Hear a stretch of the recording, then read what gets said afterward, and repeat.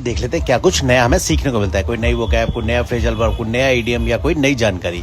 इस हेडिंग में लिखा है cut fuel use and gold buyers, colon के बाद है Modi as Iran war bites. इस हेडिंग में मतलब समझ वॉर बाइट्स को मैंने हाईलाइट किया। वॉर बाइट्स का मतलब होता है कि युद्ध का असर, आप समझेंगे।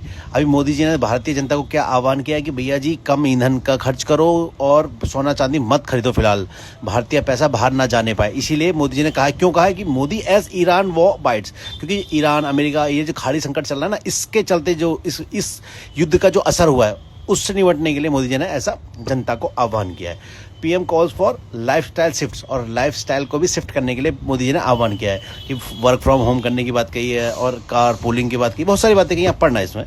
और यहाँ लिखा है Tehran responds to US truce plan. Truce का मतलब युद्ध विराम। कह रहे हैं तेहरान ने रेस्पॉन्ड किया है अमेरिका के युद्ध प्लान के बारे में, जो उसके युद्ध संधि जो हुई है ना, शांति समझौते के प्लान के लिए तेहरान ने रेस्पॉन्ड किया है। और यहाँ क्या लिखा है, थोड़ा जूम कर लेते हैं। यहाँ लिखा है Yogi expands his cabinet ahead of next year high stakes poll. अच्छा, हाई स्टेक्स पोल क्यों कहा भैया? हाई स्टेक्स का मतलब होता है बहुत ही ज़्यादा, जैसे कहते हैं ना प्रभावशाली या बहुत ज़्यादा जिसमें खतरा हो या बहुत महत्वपूर्ण, उसे कहते हैं हाई स्टेक।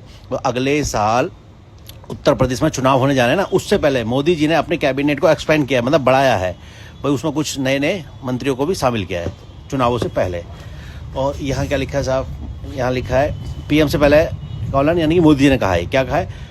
पैरासिटिक कांग्रेस। ओ, पैरासिटिक का मतलब जानते हैं ना, परजीवी, इसे हिंदी में कहते हैं परजीवी, मतलब जो दूसरों पर निर्भर रहता है, जो जीव जो दूसरों पर निर्भर रहता है तो उसको परजीवी कहते हैं। तो मोदी जी ने ये शब्द किसके लिए यूज किया? कांग्रेस के लिए। कांग्रेस हमेशा दूसरों पर निर्भर रहती है, तो इसलिए कहा गया कि पैरासिटिक कांग्रेस बैक स्टैप, मतलब पीठ पर खंजर घोंपना। और बाप रे, किसके? डीएमके के, मतलब डीएमके के पीठ में खंजर घोंपा है इस परजीवी कांग्रेस ने, ऐसा कहना है मोदी जी का। अब आप समझिए सेटिंग का मतलब तो ये।